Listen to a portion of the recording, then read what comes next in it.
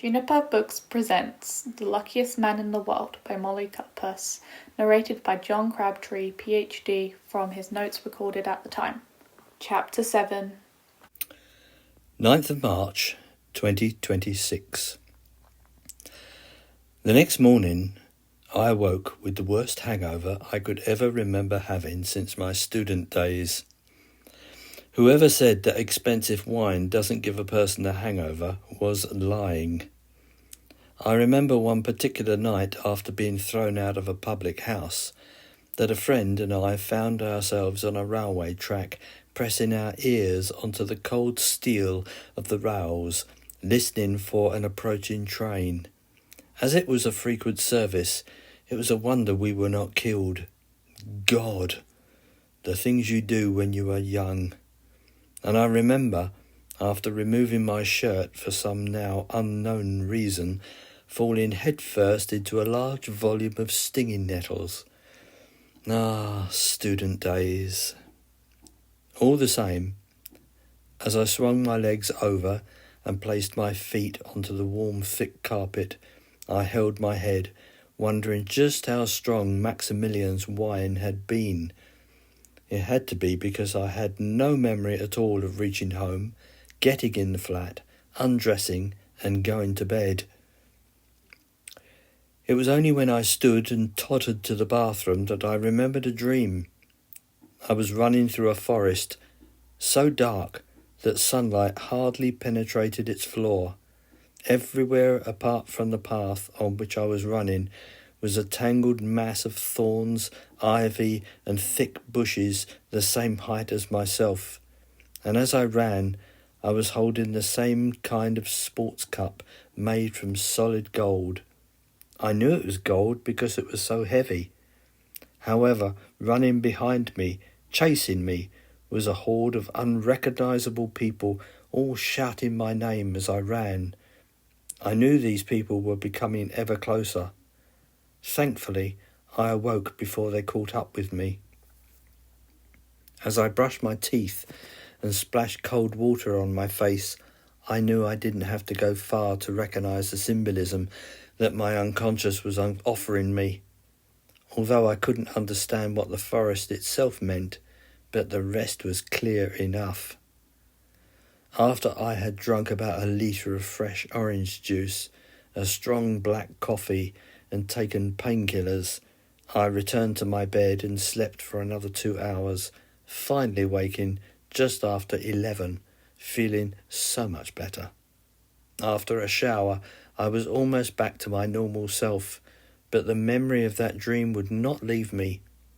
To this end, I wrote Maximilian an email thanking him for an interesting evening, but after giving the matter a great deal of thought, declined his offer. Although I was certain, I still paused before I clicked send. I consoled myself, though, by knowing that I had the upper hand, and if I did want to change my mind later on, then I was sure Maximilian would come around. I didn't expect an answer to my email, so I was surprised when after about 3 minutes my computer pinged and I read his reply. As I expected, he was disappointed, but the tone of his communication wasn't angry or anything like that. More like resignation, and I must admit I felt a little peeved that he had not remonstrated more. His lack of enthusiasm caused me to feel that my gift, or whatever it was that had been bestowed upon me, was not as welcome or as important as he had made it out to be. Being a young man with the brain of a calculating machine, it did not cross my mind that he was playing an ongoing head game with me. Not at the time, anyway. 12th of March, 2026. The next 2 days I spent comfortably by myself, working, going out a little, and generally looking after myself, getting more into studying. On the 3rd day, my front door bell rang mid-morning, and I was about to push the button to let Joyce know that I would be down to collect a package from Amazon that I was expecting, when I saw by my door camera that my visitor was Jennifer Martin. Instead of letting her in, we had a short conversation. "Yes, what can I do for you, Miss Martin?" "Can we speak in private, please?" "I'm sure we have nothing at all to speak about." "Then you would be wrong. Please let me in." I pondered her request for a few seconds. "You aren't going to get violent, are you?" "No, of course I'm not going to get violent. I know we have to talk. This is for your benefit, you know." "I hardly think you are going to do me any favours." "Look, just let me in, will you? The security woman is looking at me oddly." "All right. But you just make sure you sign in." A few minutes later, I hardly recognised the woman who stood in front of me from our previous encounters. On the monitor, she had not looked any different, but now in proper daylight there was a lack of makeup and her hair was loose. And now, instead of wearing rather decent, smart clothes, she wore dark jeans, trainers, an off-white bland t-shirt, and a thin, pale blue coat. Wordlessly, I stepped aside and she entered. I pointed to my living room, and when there, she sat on the edge of one of my sofas, her previous idiotic and annoying personality completely absent. It was easy to see a fading greenish bruise under her eye and a cut on her top lip which was healing. Tentatively, I sat opposite, waiting for her to speak first. "I've not come here to berate you about what you did to me." "Okay. Although I'm still thinking about sending you the bill for my private treatment." "If you do that, I will honour it, because I see now that what I did was an overreaction. An overreaction to circumstances that I didn't know how to handle." "Well, that's gracious of you, but that's not why I'm here. I understand you spent an evening recently with a man called Maximilian?" "Yes, I did. An old acquaintance of yours, I believe." "Is that what he told you?" "Yes." "Then if you value anything I say, don't speak with him any more. I don't know the man. I only met him the once, and he is not to be trusted at all, in my opinion." "I don't understand. He told me that you and he were friends of sorts." "Then he's a liar." "Do you know a woman called Caroline?" "I don't think so. Why?" "Think. Smartly dressed, dark hair, attractive. A woman who looks as if she was born with a silver spoon in her mouth, expensive clothes and shoes. Think." "No, I think I'd..." "What?" "I spoke to an American woman in London a while ago. Well, she spoke to me, in fact. She was very chatty. I gave her directions. And then she found me again. She was very friendly and gave me her card. She said her name was Caroline." "Yes. You know, I wondered at the time how well-heeled women like that don't usually talk to me unless they actually have or want something." "You think she was trying to cultivate you?" "Yes, that's what she does. She's Maximilian's sister. And not an American, by the way."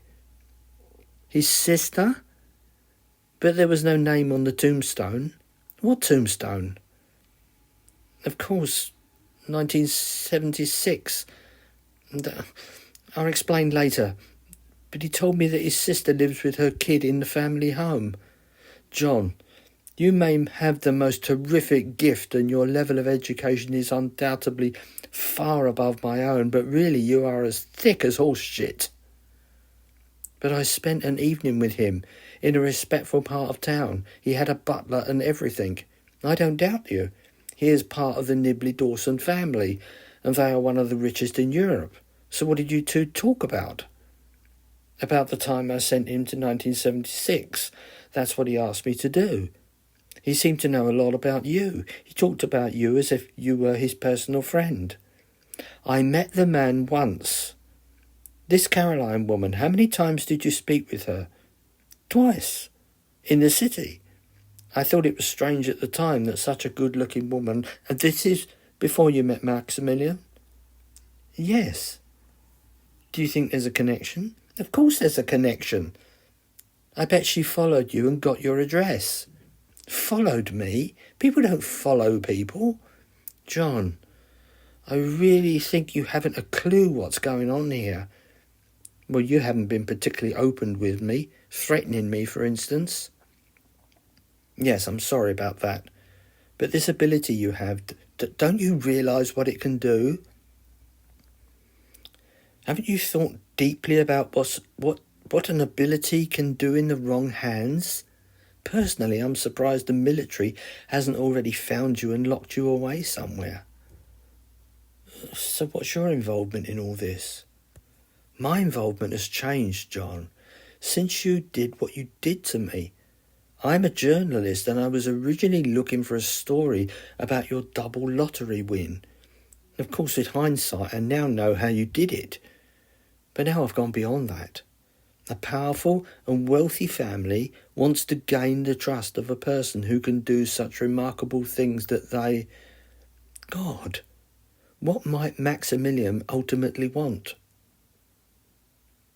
The question was left hanging while I brewed coffee, and when I joined her, I found her looking at the Thames. Good view, isn't it? Wonderful. So, lottery winnings, huh? Don't judge me. I didn't do anything illegal. That's only because as yet there's no law about ripping people off using time travelling. I'm sorry what I did to you. Well, you taught me one thing, and that was I wasted a heap of money on taking self-defence lessons. Those women were hard and fearless, and I suppose, considering what I was wearing, they must have thought I was on the game. Let's say they were not politically correct friendly. I can look back on it now with a kind of dispassionate way, but I wouldn't like to have to go through that again, not without some warning anyway. So you see, you're saying that Maximilian is what? Grooming me in some way? I couldn't put that better myself. But he knows where I live. He said he knows people who will pay me to go wherever they want to go, like as for favours, and pay well. What do I do now? And where do you stand in all this? You are his friend. I am not his friend. Honestly, I don't know. John, you're like a god now. You can do anything you want, change anything you want, have anybody you want. What can I do? Nothing. If I wrote and exposed you, how long would it take before you went back in time and altered my past so the article never got written? There's no escaping you. You are always going to win. I don't know about that, Jennifer. The creature, or whatever it was that gave me these markings, seemed benevolent. It must have given me them for a reason. I can't believe it was for going back and wiping people out. Jennifer lifted up my right hand and closely examined the marks. How the hell do they work? I can't even imagine any form of technology that might explain it. This sort of stuff must be so far into the future. I mean, they're just marks on the skin. How? And why you? I had no answer. However, what Jennifer said next wiped all reason from me. She had dropped my hand and was now staring at me uncomfortably. What? No, I just had a thought. What do you think people in power, governments, people like that would do if they thought there was a single man who had the means to overthrow them? Oh, don't say that. Don't even think that. Why would you think that? It just popped into my head. It's the sort of question a journalist would ask. We do tend to see the more seedier and negative side of life. That's just the way it goes. That's what people tend to want to read. Sleaze, sex and violence. Nice. So you think I could be in some sort of danger? No, I didn't say that. All I had was a thought. And perhaps they wanted you out of the way, then taking you prisoner wouldn't be the way they would do it.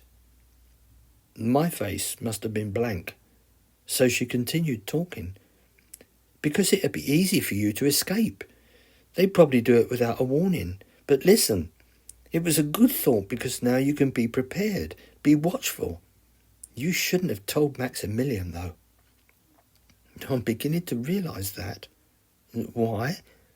Because he's mentioned doing favours for other people.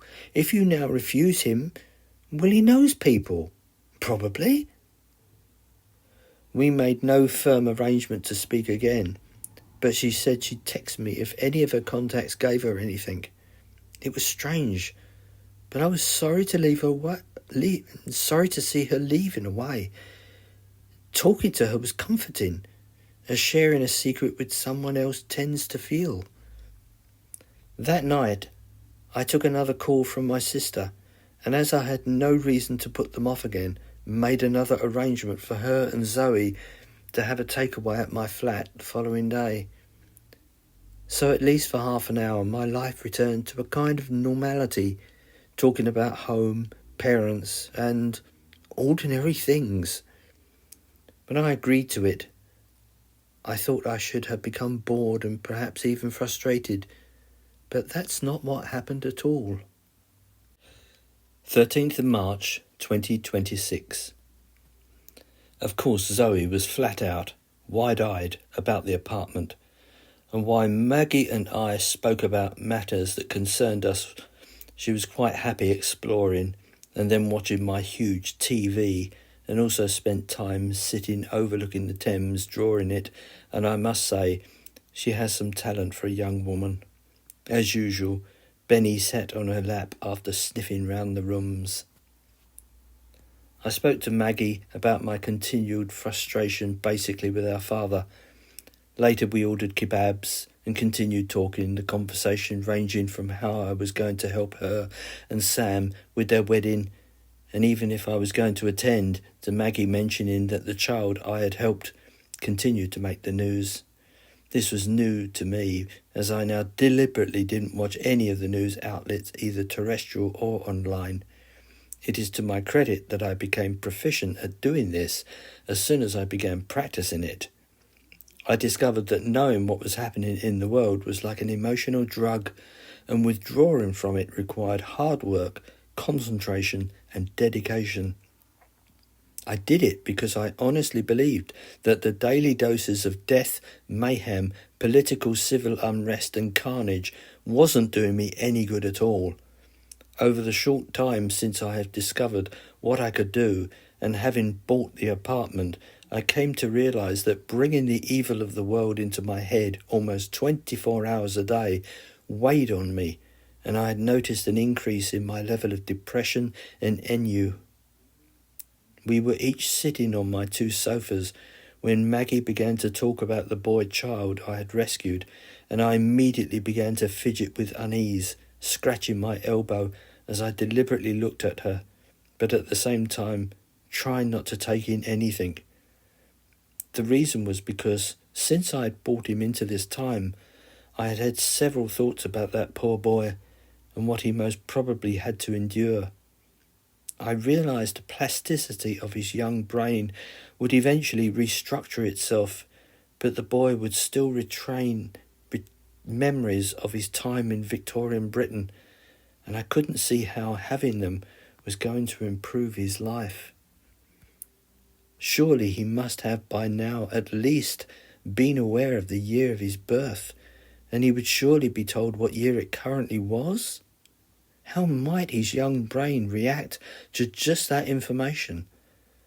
What would those charged with caring and educating him think of what he was talked about?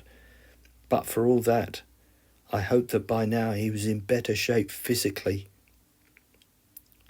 Maggie's voice therefore took on the nature of a drone as my eyes wandered over her face until she, Zoe, and Benny simply vanished. They popped out of existence, leaving no sound at all.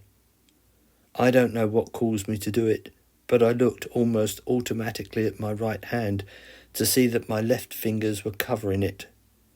I think again, almost without conscious effort, I saw what I had done, and by one swift glance out of the window, saw rain hammering on it. I was alone in my living room.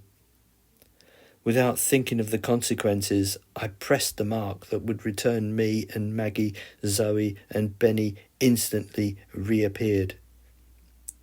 Then there was the minutest period of time before both girls screamed and Benny began barking ferociously, his hackles up, and him blaring his teeth in a way I had never seen.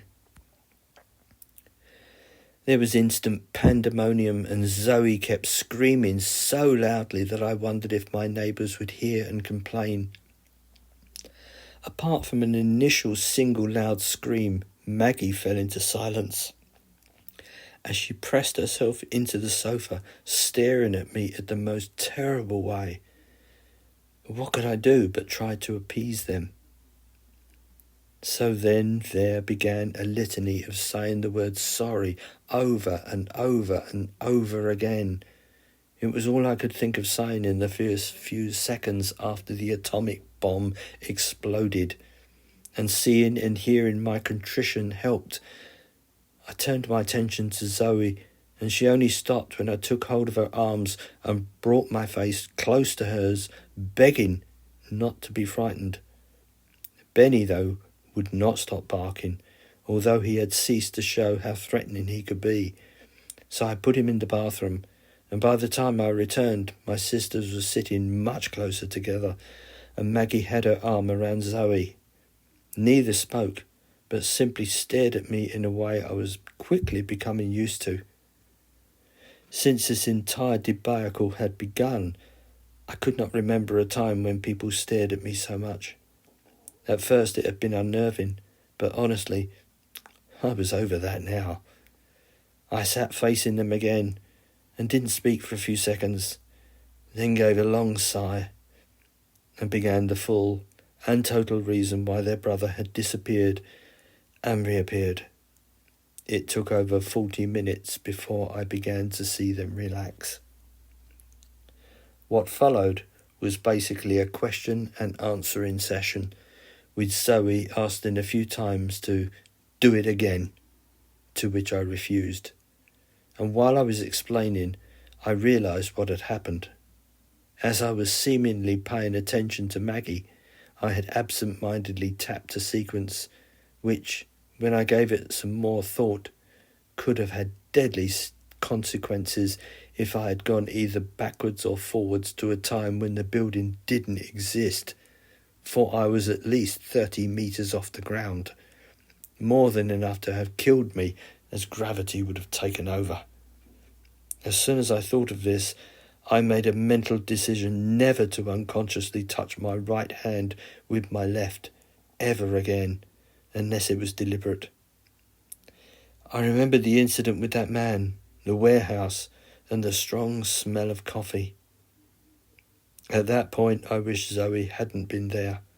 With Maggie by herself, I might have convinced her that she probably had closed her eyes for a second and imagined something, but not with Zoe there as well, not to even mention Benny. Now listen to me very carefully. Neither of you could say anything, do you understand? Not to Mum, not to Dad, not to Sam, or anybody at your work, Maggie, or at school, Zoe. This is really important, because if you tell just one person, it could cost me my life. Why? Because, Maggie, that man I told you about, the one I helped, has got powerful friends. And what I can do, well, use your imagination. Zoe, do you hear what I'm saying? Yes, but how can I keep a secret from Mum?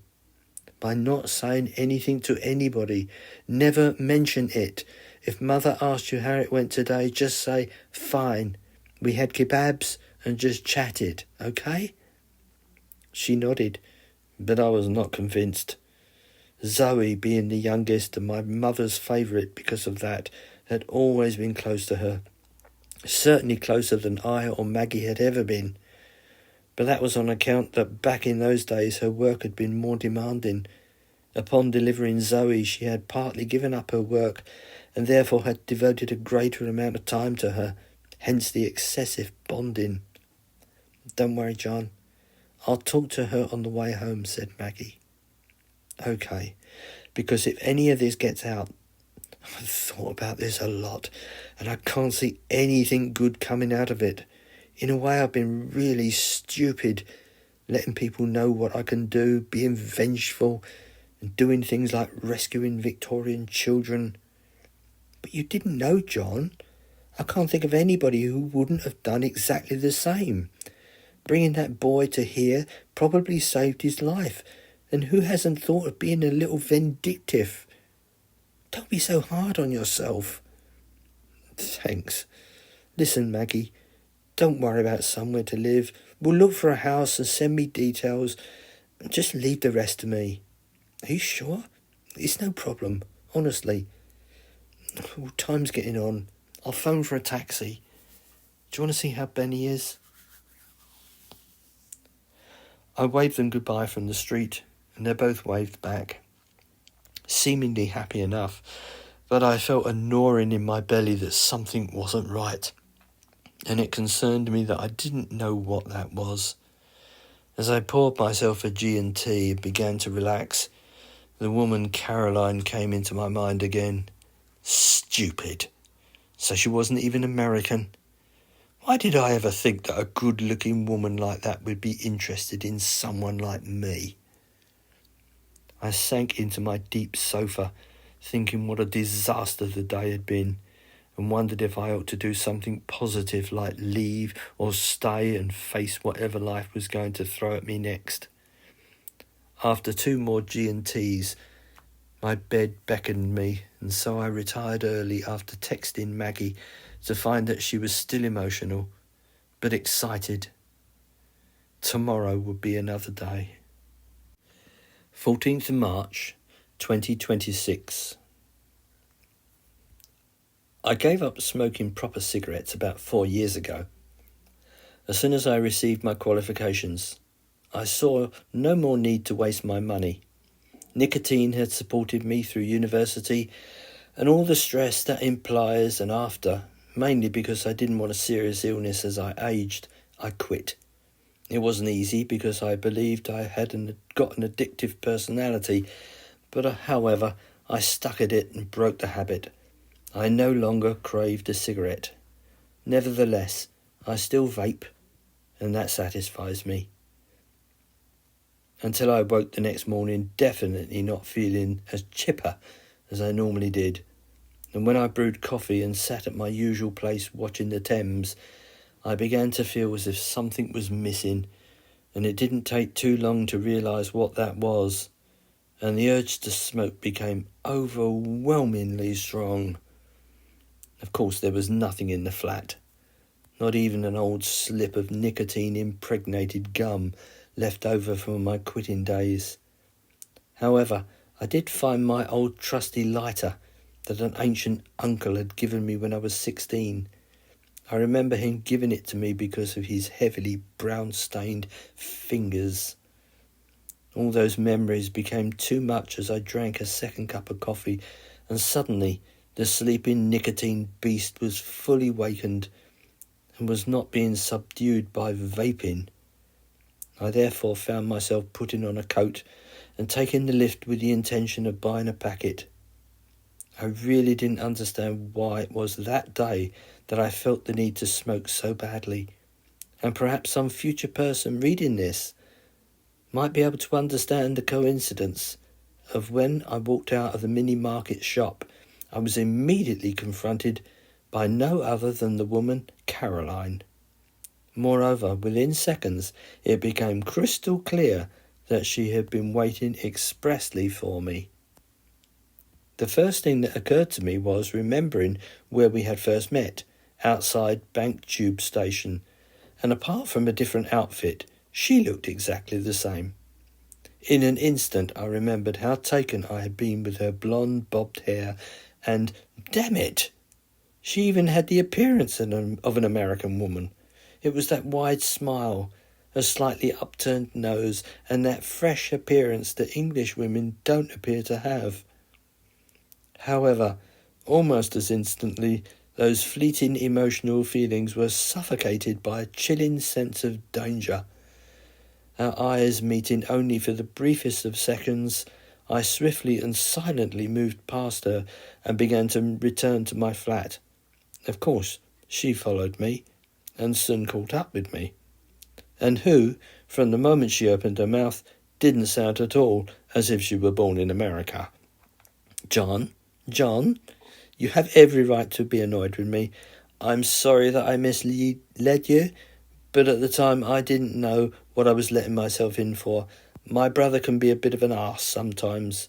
And don't you have an older brother? I stopped. Oh, don't you know?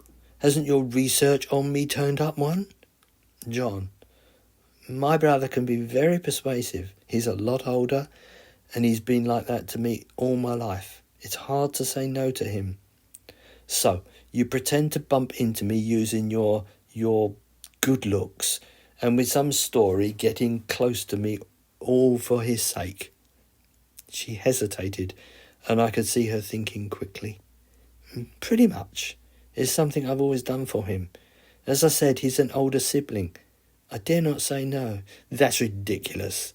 You don't know what he's like. I have a feeling I'm beginning to understand him. How did you know about me back then? It's complicated, but it had to do with the removal of the mass in your head and the fact that you talk in your sleep. I'm afraid my brother has many spies, associates. Unbelievable. Can we talk? In private? About what? Why don't I just give you my birth certificate and my bank details, and then I'm sure with all your cloak and dagger business, you'll be able to uncover anything you want about me. I'm not after information. You probably know that by now we pretty much know what you can do. And you aren't just a little bit frightened standing here on this pavement, just potentially a second or two away from being dragged into the past where you wouldn't last long, or perhaps the future where everybody you currently know is dead. Doesn't that frighten you? Although Caroline moved imperceptibly away, she denied it. No, of course not. I quickly grabbed her arm with my right hand, and the markings became all too visible, and she tensed herself. I never saw anybody's eyes open so wide, so quickly. All I have to do is touch them, and you'll be part of history, and no one here will guess that you've become part of the ground, lost to everybody. The way you look, I'd be surprised if you lasted one day a couple of centuries ago. Please, she stuttered. I hesitated, and then I let her go. I don't know what you want, Caroline, but I've no wish to see you or your brother again. I don't know how clear I can make that. So goodbye. I began walking, but she began to walk next to me. He wants you to send other people to wherever they want to go, doesn't he? Old news, and I've already told him I won't do that. He won't consider that as an answer. He'll have to. He won't have any say in the matter. John, you really are very stupid, aren't you? We stopped again, and I glared at her. Don't you realise what you've got yourself into? My brother is in some ways more powerful than the Prime Minister, and I can tell you now he always gets what he sets out to get. There isn't any time that I can think of where he didn't. He wants to harness your ability. That is his aim, and I suppose even you can understand what that means. In the long term, he could manipulate events so that he could rule the world. Bloody hell. You sound as if you've been reading too many Superman comics. She then grabbed me by my arm, and I felt her long nails press into my skin. This isn't a bloody joke, you know. I'm not here to solely protect myself. Maximilian is dangerous. I'm certain he's a psychopath. Do psychopaths cry? I don't know. Why? Because when he returned from attending the funeral of your father, Hugo Nibley Dawson, back in October 1976, where he probably met your mother, he cried like a baby once he returned. He never cried. Oh, were you there? He's never cried in his life. He always keeps his emotions in check. Would you cry if you were able to speak to your mother again? Not at all. The day she died was a red letter day for me. Nice family. Well, all I'm saying is that he did when he returned from 1976. That's all I know. Well, then you ought to know that even if you said you were not going to help him anymore, I can tell you now that it wouldn't make the slightest difference to anything he's got planned. So you aren't on his side now. I was never on his side, willingly. He's older, cleverer, and wealthier. I was not mentioned in his father's will. I get by on a small trust. I really am a translator, but work is difficult to find. AI and the ability to instantly translate any language has made getting a position where a human is needed very hard. Years of studying at uni only to be beaten by a bloody machine. I'm on the trash heap, really. I don't know whether I can believe any of this or not. You deceived me once very successfully. Why should I believe you again? And if I do, what do you want? Why are we speaking to each other at all? Because I realised that in you I have an ally. You make that sound as if you want me to be in direct opposition to your brother, but I have no intention of getting into any such position.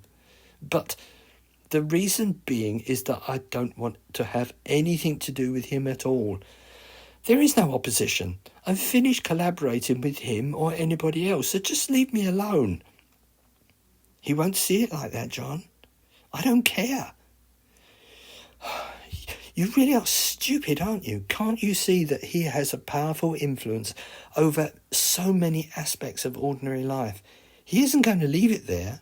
He knows that in your own way you are more powerful than he'll ever be, and he means to rein you in.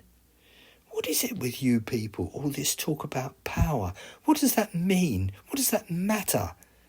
I just want a quiet life with my books and to be left alone. Oh, for heaven's sake. Can't you see that that's not going to happen now? Things have gone way beyond you keeping your ability to yourself. I'm not listening. Now, if you don't stop harassing me, I'll call the police. Well, that will be the dumbest thing that you can ever do.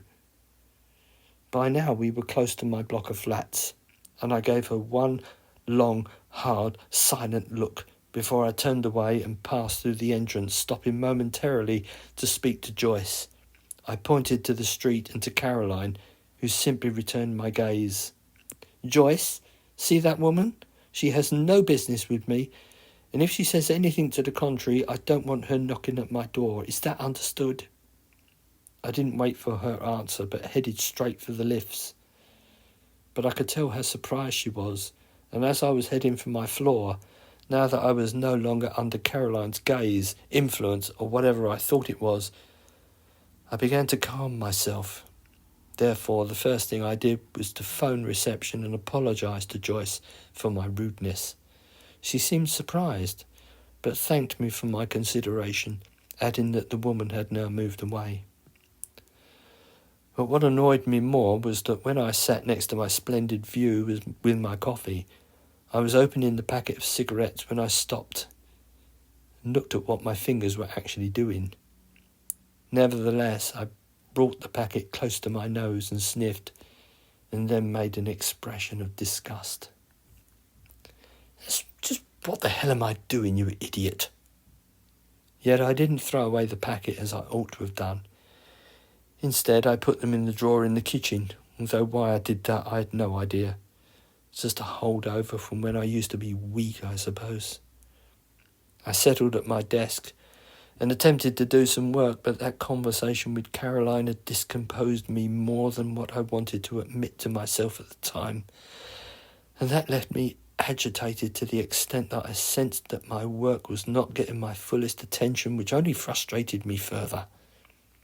Moreover, an email from my mother, probably composed when she was not in one of her better moods, did nothing to take away the calmness of a day I had expected it to be.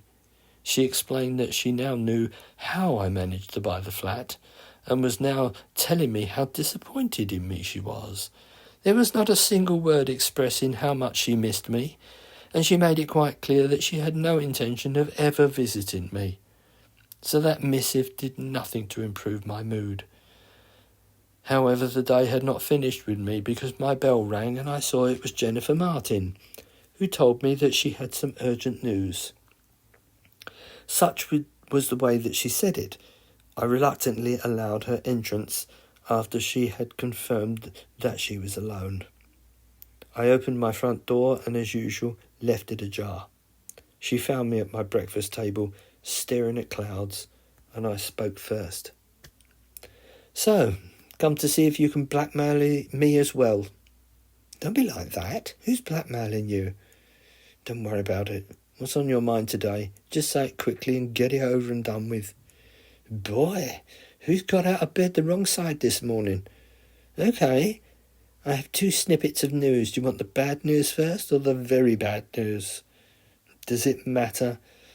The way I am, you could come in here and give me a gold brick and it wouldn't ease the way I feel. Guess who waylaid me this morning at the mini-mart?" "Caroline Nibley Dawson?" "Oh, she told you.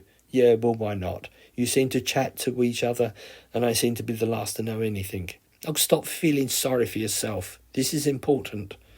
Now, I don't know what you said to her, but she's mightily pissed off.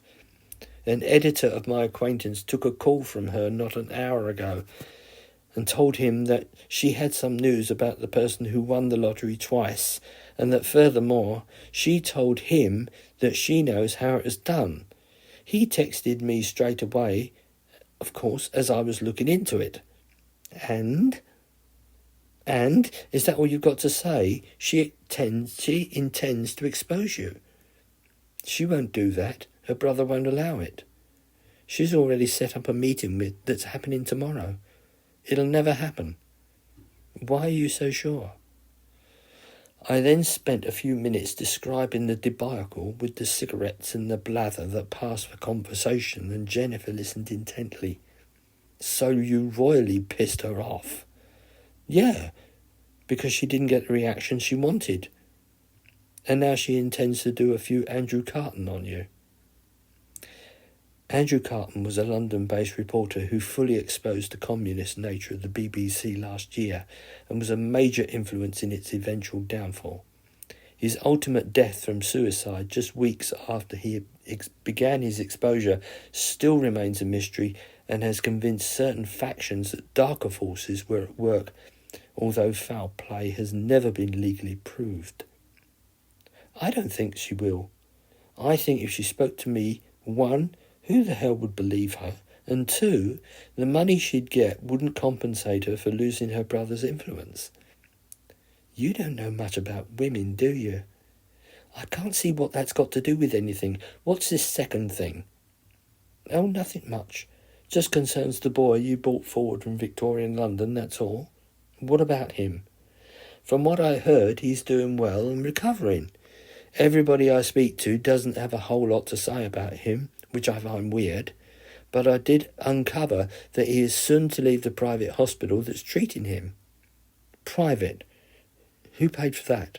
I'll give you one guess. Maximilian. That's how it looks to me. So what's happening to him? This is just a surmise, but I'm betting that Nibley Dawson has made arrangements for him to enter a private orphanage. Why would he do that? And has he that much influence? You tell me. One of the wealthiest men in Britain. What do you think? But why? The question was unanswered. So getting back to Caroline then, you could stop her, I suppose?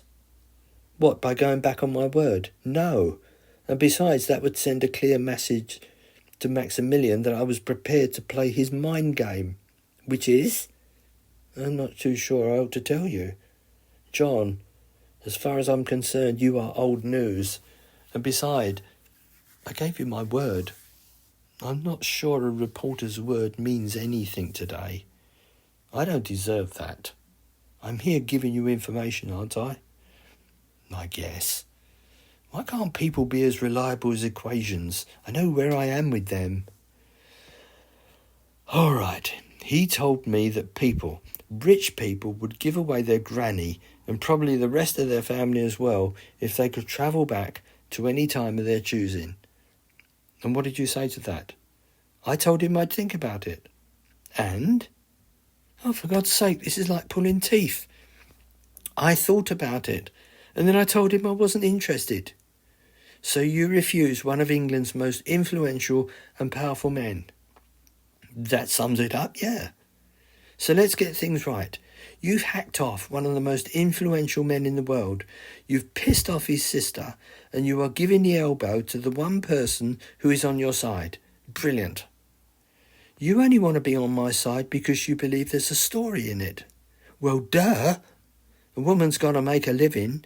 Why would I side with the nibbly Dawsons? To them, I'm just a speck of turd on the bottom of their shoes. Nice imagery. Well, tell it how it is. You need me, John. If she keeps up that meeting and tells him what she knows, then your nice, quiet life here could become very uncomfortable. But who is going to believe her?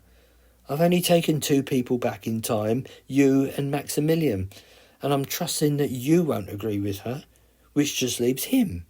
And let's face facts, Jennifer, just about every scientist and every mathematician ever born knows that time travel in the macro sense just isn't possible.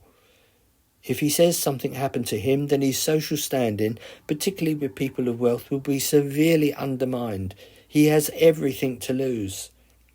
So you automatically think, I won't agree with Caroline. Well, won't you? Sorry to remind you, but you do remember what I can do, don't you? All right, don't threaten me. I'm just saying, remember, I came back for you. I needn't have. I get the picture. Everlasting torment in days of yore. All right.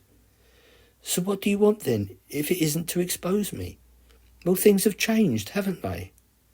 Yes, all right, my objective in the beginning was to understand how someone managed to win the lottery twice. But the truth is that the answer is so out of this world that anything I write will be ridiculed, and my own standing as a reporter will be basically reduced to ashes. So you are here for... Because I can't just turn away and forget everything I know, and thanks to you, experienced. And if Caroline opens a gob to the press and Maximilian wants you secretly disposed of, then I might be able to help, that's all. So you're placing yourself in a potentially difficult position? I suppose I am. John, trust me, there's nothing I'd like more to be the one to tell the world about what you can do. I can see it now. Getting the Booker Prize, winning a Nobel Prize for Literature, and yes, let's sling in a Pulitzer while we are at it. But I know that can't happen because you don't want it. So I guess. I suppose there's a small hope that one day you'll change your mind. But all that's going to be irrelevant if Caroline meets with my editor friend. And what paper does he work for? Sorry, John. I'd like to keep that under my hat if you don't mind, just for the time being. Okay. But I was thinking, if I knew where and when, then there might be a possibility to, say, intercept her. And do what? Appeal to her better side? She's a nibbly Dawson. She most probably hasn't got a better side. No, numbnuts. Intercept her. I was nodding as I spoke deliberately, but she still didn't catch on. Oh, for Christ's sake, I might be able to take her somewhere, as I did with you. If it scared you enough for you to wet your panties, I imagine the same might be true for her, especially if I chose going back, say, a couple of 100 years. Oh, God, the poor cow. Now you've changed your tune. No, I was just imagining it, that's all. I mean, an hour in 1946 was bad enough. To go back that far, what? Victorian England? And I can't imagine her returning with her senses intact. I mean, I know what you did to me, but all the same, that's a horrible thing to do to a person, especially to a woman. Why a woman? Because of the way we dress. You men just wear trousers and a shirt. Nothing much of a change there. But the way Caroline dresses, I shouldn't think it would be all that long before she would be locked away in the nearest police station. awaiting charges of public indecency. Go to collect her an hour later and she wouldn't be there. And if you do find her and get her back, she'd probably be a gibbering idiot for the rest of her life. Look, thinking about it, why don't you let me talk to her, my editor friend, to see what we can get out of him. And if he and Caroline are meeting up, I could keep you informed and then we can make another decision. What do you say? It seems okay.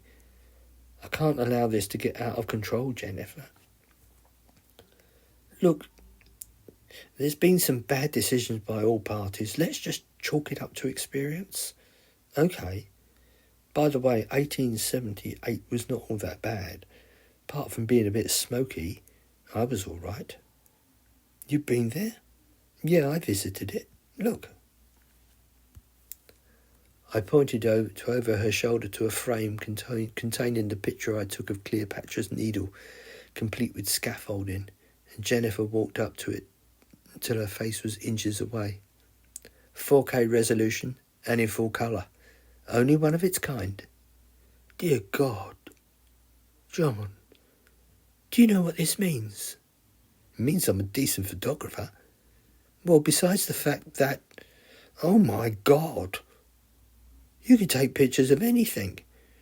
You can solve who Jack the Ripper was.